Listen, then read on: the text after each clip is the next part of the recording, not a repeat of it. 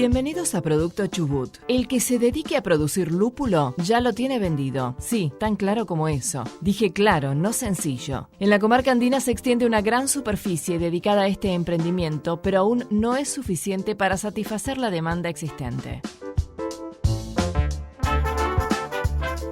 Para muchos, las perspectivas de cultivo de lúpulo en el país son halagadoras. Estimativamente, la producción actual cubre apenas un 56% de las necesidades nacionales. Son 3 las provincias que producen el lúpulo argentino: Río Negro, Neuquén y Chubut. Su potencial probablemente sea mucho mayor de lo que se ha realizado hasta el presente. Vamos a conocer algo más de esta producción que tiene un alto desarrollo en la zona de Lago Puelo, El Hoyo y El Bolsón. Mi nombre es Hernán Testa, soy ingeniero agrónomo, responsable del grupo de lupuleros de la comarca andina. Esto pertenece al programa Cambio Rural, coordinado desde INTA, desde la Agencia de Extensión de El Bolsón.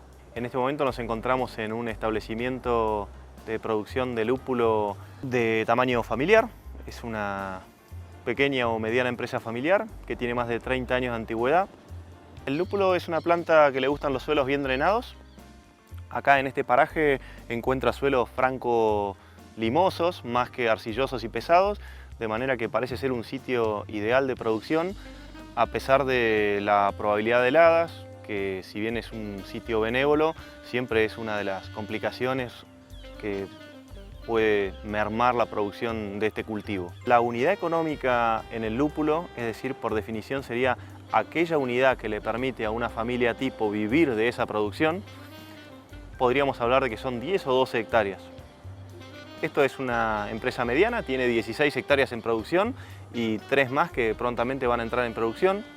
Una de las problemáticas principales que buscamos atender es la nutrición del cultivo, es decir, que con todo el grupo de productores estamos experimentando y analizando suelos y analizando partes del cultivo a los fines de incrementar rendimientos y calidad. Esta planta que estamos viendo aquí, todos los montículos son las plantas. Para que tengamos idea, más o menos se plantan entre 3.500 y hasta 4.500 plantas por hectárea, aunque existen distintos marcos de plantación.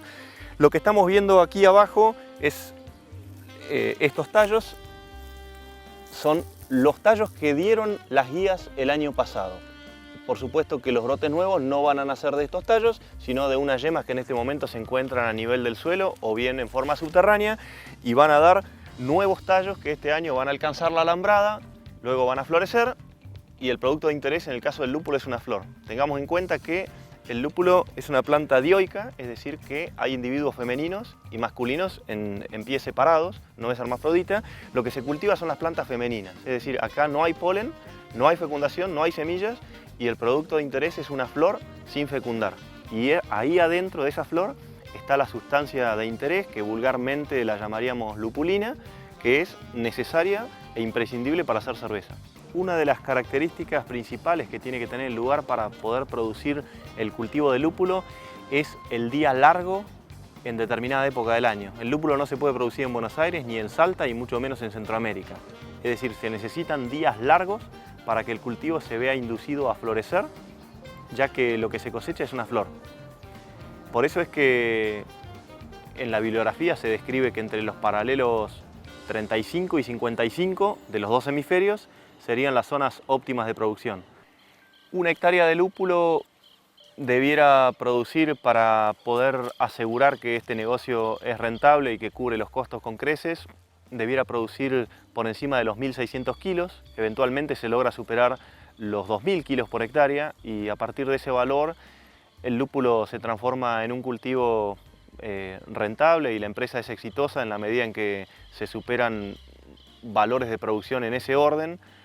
Tal vez para las variedades de lúpulo aromático hay una variedad que está muy bien adaptada en la comarca andina, que es la variedad Cascade, proveniente de Norteamérica, y a veces supera ampliamente los 2.000 kilos por hectárea. En ese escenario el lúpulo se transforma en un cultivo muy rentable.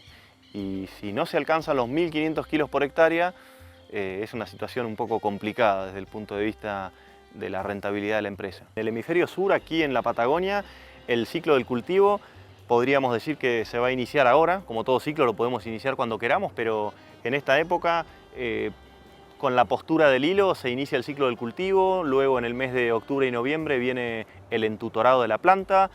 Hacia diciembre, cuando la planta llega a la alambrada, ya nos quedamos tranquilos de que no va a haber roturas de hilo ni caída de plantas, y le damos muchísima importancia a la nutrición y fundamentalmente al riego, ya que ahí es donde se experimenta la mayor demanda hídrica del cultivo. Y hacia el mes de enero y febrero nos estamos preparando para la cosecha, que se inicia a mediados de febrero y obligatoriamente debe terminar en marzo, si es posible antes del 30 de marzo, a los fines de escapar de las heladas que nos cuentan los días hasta que el cultivo se ponga marrón. El cultivo tiene que ser cosechado verde, y además hay un punto justo que tiene que ver con la concentración de resinas. Nosotros no medimos la concentración de resinas en el campo, pero sí medimos la humedad. Y la humedad se correlaciona muy bien con esa concentración de resinas, que es lo más importante para la cervecería. Hablando un poco sobre la historia del lúpulo en la Argentina, realmente el lúpulo en Argentina, el desarrollo lupulero a nivel comercial, se le debe a la empresa Quilmes.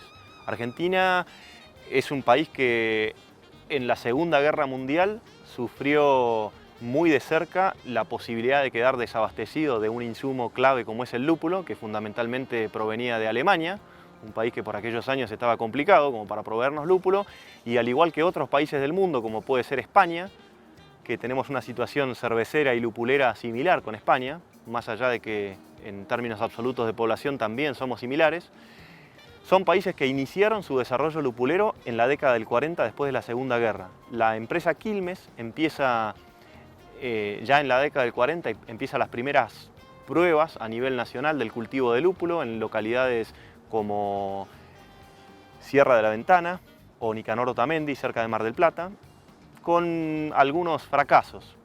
Luego intentan en el Alto Valle del Río Negro, la situación es mucho más favorable, todo esto desarrollado por la empresa Quilmes.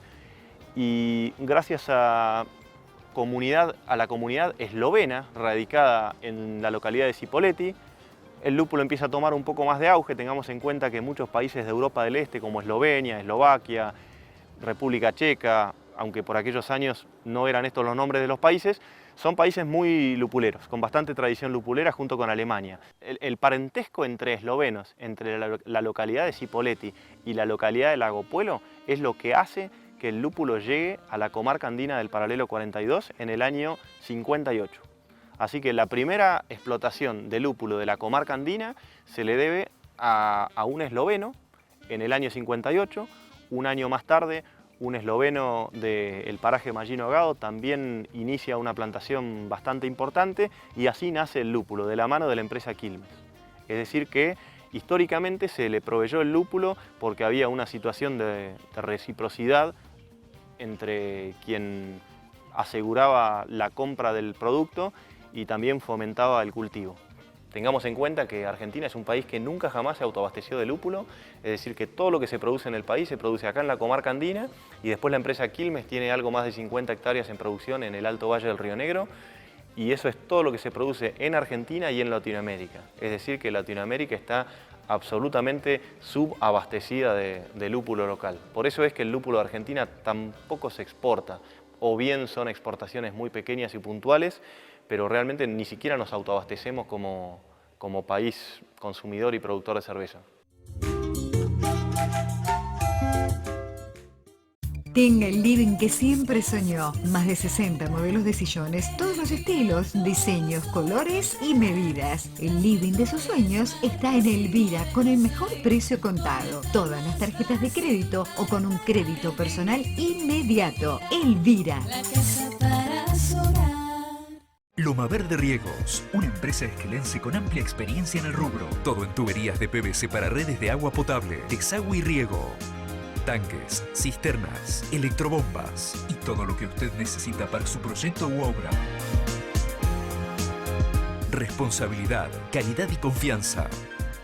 Loma Verde Riegos, Avenida Ameguino 2119, Esquel. Estudio Jurídico Macayo. Respuestas jurídicas integrales. Derecho civil, comercial, laboral y penal. Asesoramientos a empresas e instituciones públicas. Especialización en sistemas de cobro, con los más altos estándares de calidad en rigor jurídico profesional. En Sáenz Peña 918. Teléfono 2945 450431. Estudio Jurídico Macayo.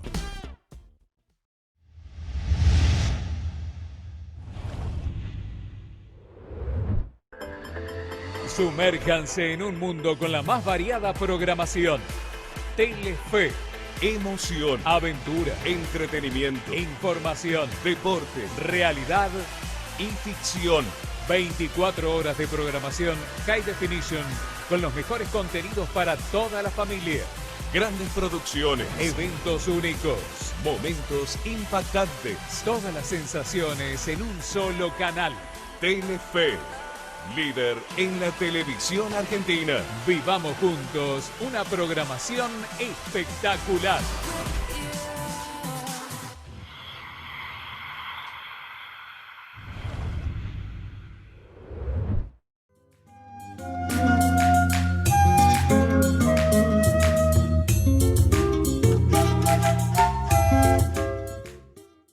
El cultivo del lúpulo es un trabajo muy artesanal, tal vez la cosecha tiene una fase mecanizada que no deja de ser bastante artesanal, pero el cultivo es netamente artesanal. Las partes mecanizadas son las labranzas en el entresurco, para la incorporación de abonos sólidos. Tengamos en cuenta que en Argentina el lúpulo no se hace en forma orgánica porque la cervecería argentina no lo pide orgánico.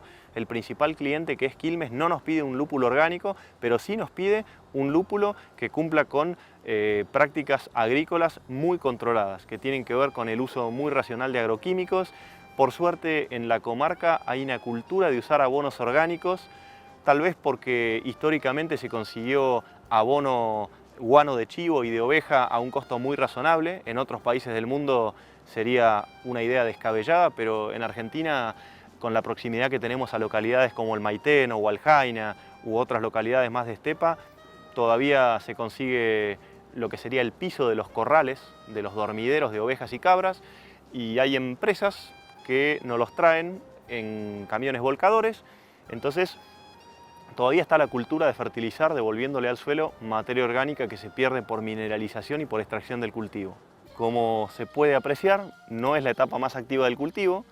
Estamos prontos a iniciar la postura del hilo. Esta planta, si bien lo que nosotros observamos recién es un tallo semileñoso, es una planta herbácea, de manera que es necesario generar una estructura, por eso la alambrada y por eso los hilos que se colocan todos los años. Esa es la tarea que se va a empezar ahora, muy pronto. Luego se va a hacer una tarea clave, que es el entutorado.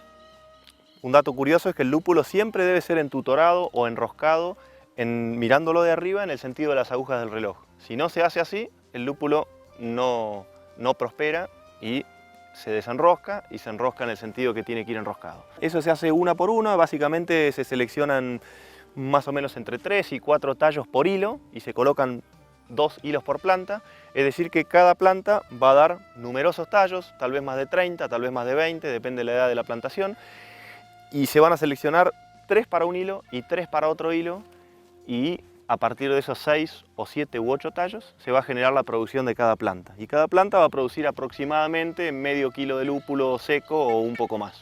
En términos agronómicos, podríamos decir que un buen año de producción es aquel en el cual se logran producciones superiores a los 1900 o 1850 kilos de promedio por hectárea de flor deshidratada. En esta parcela, que pertenece a la variedad Cascade, ya fueron colocados los hilos, que es la tarea que se desarrolla en esta época, de manera que los brotes que salgan aquí, estos son la base de las guías viejas del año pasado. Estos pequeños brotes que están aquí van a ser los brotes de este año, que seguramente van a ser más de 20 o 25. Se seleccionarán 3 o 4 por cada hilo y entonces la planta va a quedar entutorada para poder alcanzar la altura de 5 metros hasta enredarse en la alambrada superior, y a partir de allí va a tirar sus ramificaciones laterales sobre las cuales va a florecer y sobre las cuales vamos a empezar a generar el producto de interés. El periodo crítico va a ser cuando se inicia la floración, que eso ocurre ya a fines de noviembre, diciembre, y especialmente para la época de Navidad estamos en periodo crítico. Eso quiere decir que es clave el riego, que en este establecimiento se ha migrado hacia un sistema muy eficiente de riego por goteo. El cultivo se cosecha en forma semi-mecanizada, es decir, este corte fue generado en forma manual con machetes y el corte superior también fue hecho en forma manual con torres, con tractores que arrastran acoplados con torres. En otros países del mundo se hace en forma mecanizada, acá no. Y luego nos vamos al galpón, en donde es necesario algo que es crítico en el lúpulo, que es separar la flor de la hoja y del tallo. Y digo que es crítico porque la hoja y la flor pesan lo mismo y lo único que tienen de distinto es la forma. Entonces la cosechadora de lúpulo tiene que ser bastante sofisticada para poder separar la hoja de la flor.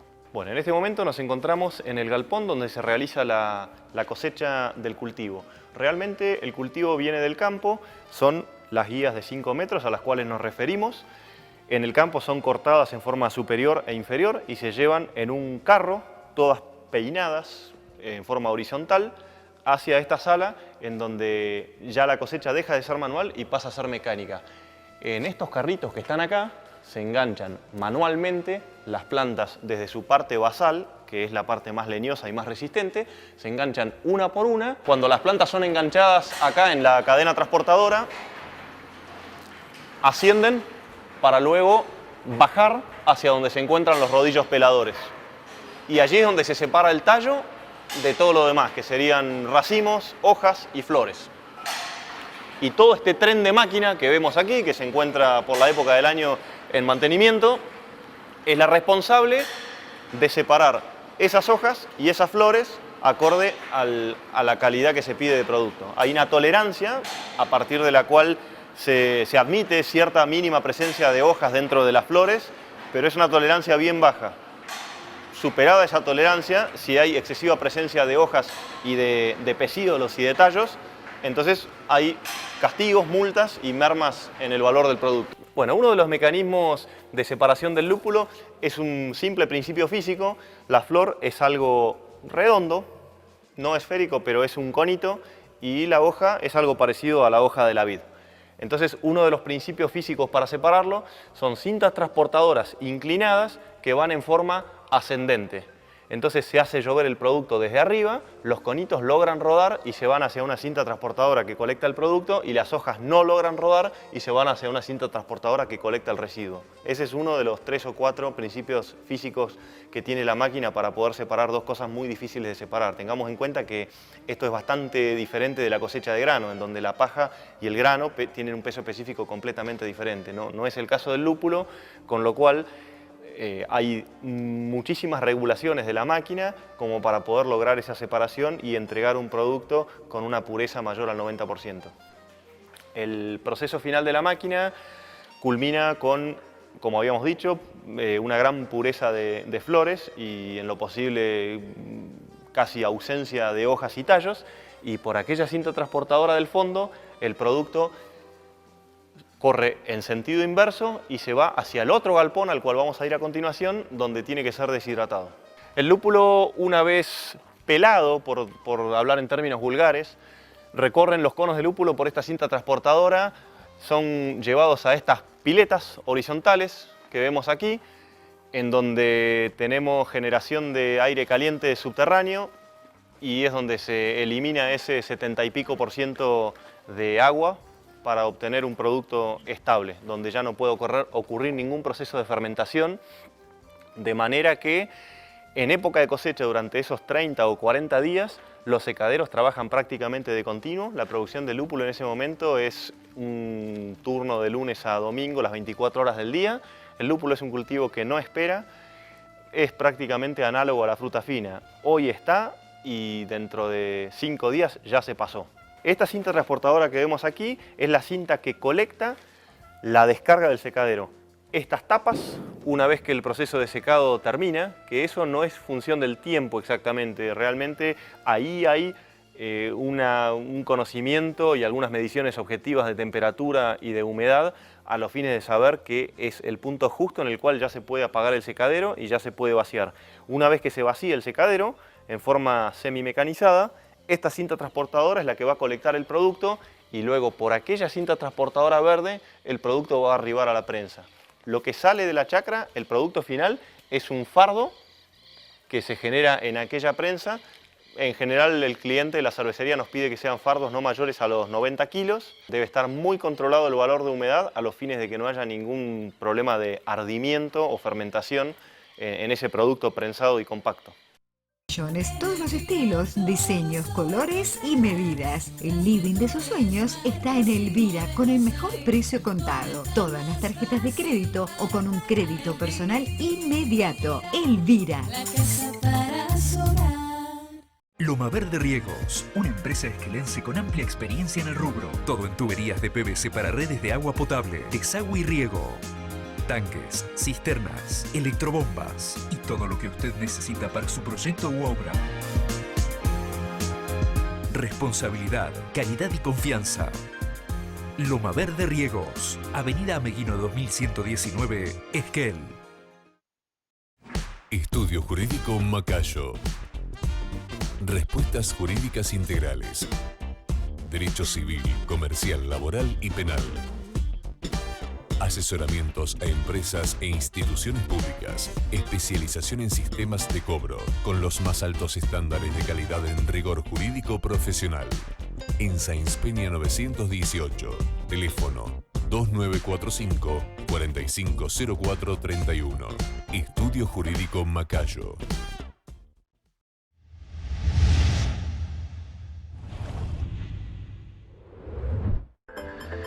Sumérjanse en un mundo con la más variada programación. Telefe, emoción, aventura, entretenimiento, información, deporte, realidad y ficción. 24 horas de programación High Definition con los mejores contenidos para toda la familia. Grandes producciones, eventos únicos, momentos impactantes, todas las sensaciones en un solo canal. Telefe, líder en la televisión argentina. Vivamos juntos una programación espectacular.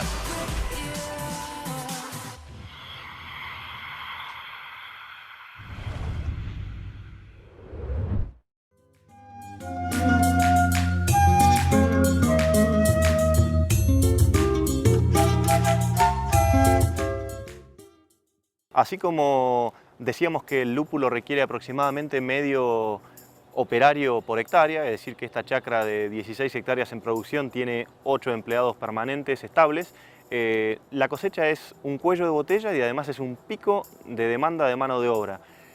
En general se suele aumentar hasta un 50% más el personal con mano de obra temporaria, bastante especializada en lúpulo. Tengamos en cuenta que algo muy lindo que ocurre en la comarca andina es que hay gente que trabaja en el lúpulo tal vez 2 meses al año y son especialistas en su tarea. Hay gente que es especialista en poner hilos o en entutorar lúpulo o en podar lúpulo y que son especialistas en la cosecha, en atender la prensada del lúpulo. Es decir que eso es algo bastante valioso desde el punto de vista cultural del cultivo. Hay gente especialista aunque solamente ejerza ese oficio lupulero 2 meses al año. El ausentismo es un problema, el no disponer de una persona especialista en el secadero o en la prensa es otro problema, con lo cual las empresas hacen enormes esfuerzos para poder armar equipos de trabajo estables y que no quede ningún bache en esos 40 días de producción continua. Las escasas empresas lupuleras que quedan en la comarca, ya que ha habido una deserción de productores y por otro lado un agrandamiento de ciertas empresas que absorbieron otras que desaparecían, todas tienen vínculo con Quilmes. Quilmes establece cupos de compra, hay básicamente 2 variedades en la comarca andina y Quilmes necesita un cierto equilibrio en el abastecimiento que se le da en las 2 variedades. Es decir, a Quilmes, por el mensaje que ellos nos dan, no les sirve que todos los productores migren hacia una única variedad y se le abastezca solamente esa variedad, con lo cual hay establecidos cupos de entrega y hay establecido un protocolo de calidad que debe ser cumplido a rajatabla. En ese protocolo se especifica lo que hablábamos hace un rato sobre la presencia de hojas o de tallitos junto con el producto final, que son las flores. Por supuesto es muy estricto en cuanto a la posibilidad de que existan residuos de plaguicidas. Hay mediciones objetivas de laboratorio respecto de un exceso de fertilización nitrogenada, por ejemplo. El productor de lúpulo entrega su producto deshidratado y enfardado en fardos preferentemente no mayores a 90 kilos, por dos razones: por una cuestión de operatividad a los fines de cargar un camión en forma manual, y por otro lado porque el excesivo prensado de un fardo podría romper las glándulas que albergan las sustancias de interés. Entonces, Quilmes le compra a los productores de la comarca andina el producto puesto en la chacra, es decir, el productor entrega el producto a una empresa de transporte de Quilmes, y en ese momento ya se firma el remito de entrega, y el proceso siguiente, que es el peletizado, que es la forma en que industrialmente se usa el lúpulo, lo desarrolla Quilmes en forma propia en sus instalaciones de la localidad de Fernández Oro, en la provincia de Río Negro. El producto terminado, en este caso, es un pellet específico. Hay diferentes tipos de pellet, pero el que mayoritariamente usa la cervecería es este pellet que se llama T90.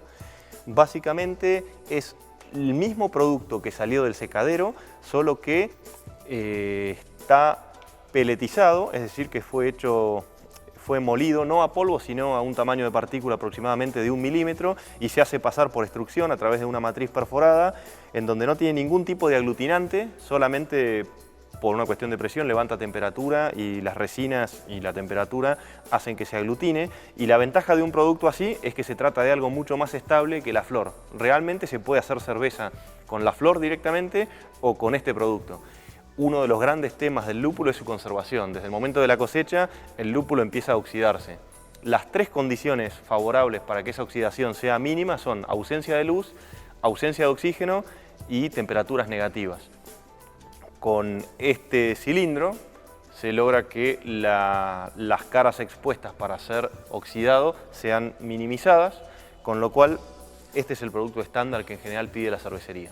Por supuesto que parte de la producción se reserva para las cervecerías locales. Tengamos en cuenta que al día de la fecha, entre Bariloche y El Bolsón, hay más de 50 cervecerías, microcervecerías o emprendimientos pequeñitos, y también hay 5, 6 o 7 cervecerías medianas que superan los 120.000 litros por año, y después hay home brewers o cerveceros caseros que consumen muy poca cantidad, tal vez 1, 2 o 3 kilos al año, pero que en su conjunto constituyen una cervecería más.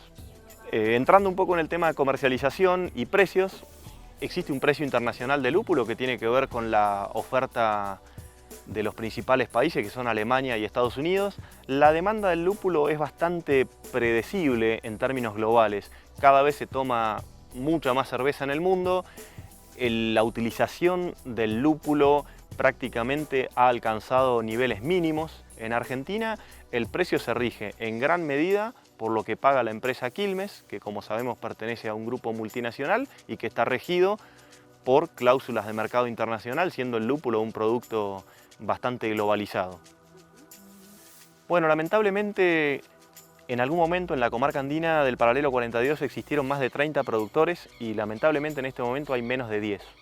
Hay diversos factores por los cuales algunos productores abandonan. Tengamos en cuenta, se trata de un cultivo muy específico y que tiene dos fases, porque al ser un cultivo industrial tiene toda una fase de mecanización y secado que no hace fácil que se instalen o que surjan nuevos productores. No es lo mismo hacer una plantación de frutilla o de frambuesa, que el proceso bien podría terminar en una venta en fresco con muy altos precios, y en el lúpulo lamentablemente no es así, con lo cual no han surgido nuevos productores en los últimos 15 años, y por el contrario, muchos productores han desaparecido porque no existe un recambio generacional en la familia.